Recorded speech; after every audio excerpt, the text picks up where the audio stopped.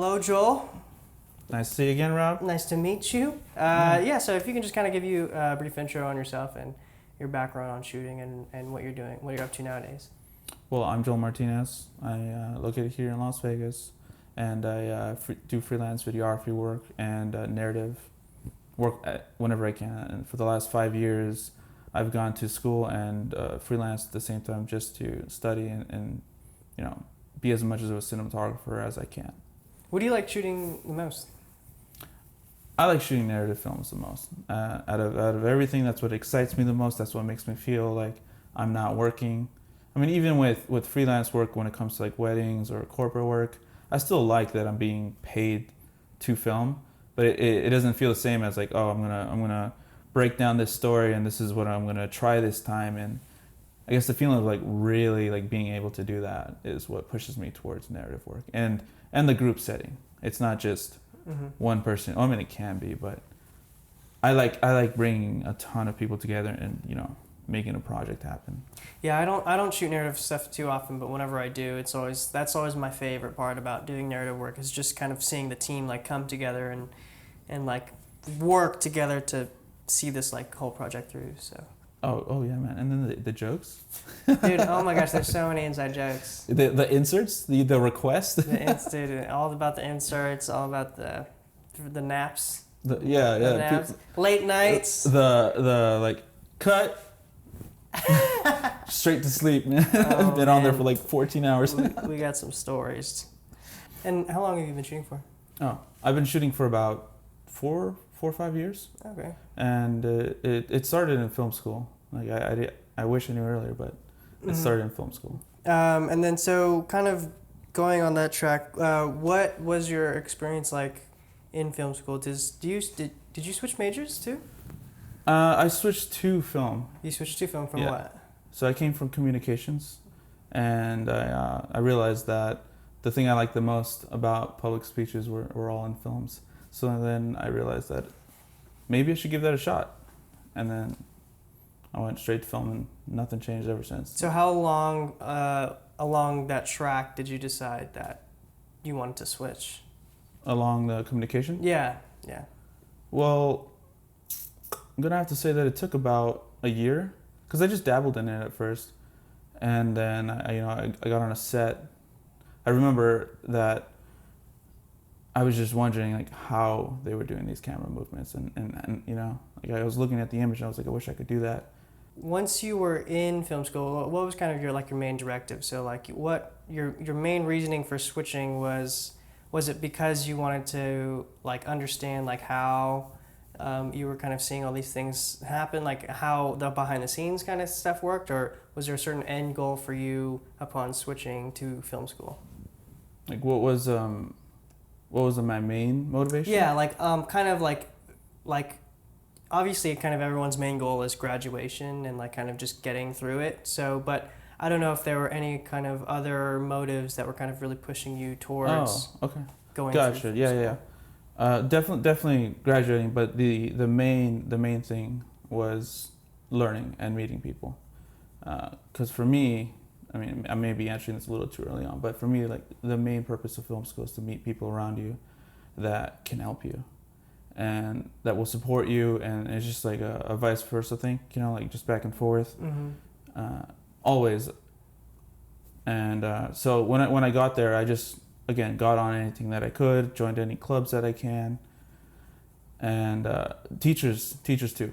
Those are super important. That's the main reason why I went to UNLV. Is I looked up the instructors and what they have done, as opposed to at the time when I looked up CSN, I couldn't really find too much. Yeah, so kind of like doing your homework and kind of predetermining that like, okay, like this place has really good instructors that... Yeah. And so I just focused on making sure that I tried to always be a good student as well, because again, your teachers can call you and they can say like, hey, when you're not my student anymore, would you like to be a part of my team, or would you go and take care of a client that I can't? It's not just, I don't really think it's just a normal teacher-student relationship, but because we all work with each other, it's that much more important. Yeah, and then at that point, you guys like become colleagues. That's kind of the cool thing. Yeah, and then it doesn't have to end, it's just kind of always it's a relationship to develop all the time. So tell me about like kind of that networking experience, because I know for me that was kind of one of the main reasons that I kind of really pursued film school is for the networking. So what was that kind of process like, and like how did you go about like meeting people and like starting to like branch out and started working with other kind of filmmakers? How was it in film school, like networking with people? Yeah, there? like how was it for you, like yourself? Like one, how did you do it, and two, like what was it like? Like what was that experience like? Okay, so as soon as I arrived, I actually tried to reach out to the most social person that I saw. That, you know, the person that everyone knew, or I guess ambitious. You know, always talking to everyone. And at the time, that was a girl called Cindy, and you know, I had no idea who she was, but I noticed all these things. And then she invited me to a club at school, which is called Cinematographer. And then that was this huge gathering. So I feel like I got a good start because, you know, I met the right person, and then I went straight to where all the passionate people are. Because some people you can just meet at school, but they talk the talk and they just don't really follow through with what they say. They're always wondering what the next big thing is. But yeah, I feel like that was a good approach. So it seemed like you just almost put yourself out there so then you can kind of surround yourself with people that kind of have the same kind of mentality and mindset as you. So worked out. Do you have any like major takeaways like from film school now that you're kind of done? Like what are your biggest takeaways and thoughts from film school? The thing I took the most, how do you say it, the way that you learn, you know, like the way that you look at something. Mm-hmm. When you, let's just say that we're lighting something, you know, before I would look at just the situation and not really think too much of it, like, oh yeah, it's enough. But now I would look at the monitor, like this one right here, and I would look at each individual piece as a way for me to work on, as opposed to like this whole thing that's like, oh, okay, it's enough, and then just look away. Mm-hmm. So that kind of thinking I definitely got from. So kind of like restructured your way of kind of approaching a scene and Yeah, kind of building up your story visually. yeah. So that importance is stressed now, and that was completely all for my cinematography courses. And I mean, our instructor, David Waldman, definitely made a huge change, and that was one of them. Mm-hmm. What other kind of really important takeaways did you get from Waldman's course? Because I mean, I definitely have a few. I'm just kind of wondering if you had any particular ones. Yeah. There's I remember this day like clear.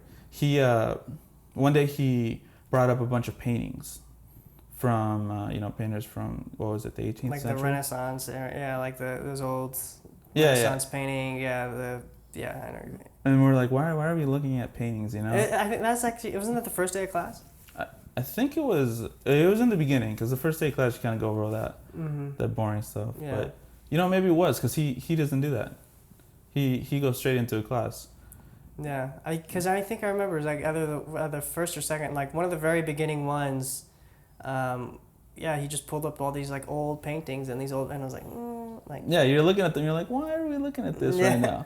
But that's one of the biggest things is like when he pulled up that, and then he was just talking about that painters also need to know how to light. They also need to know.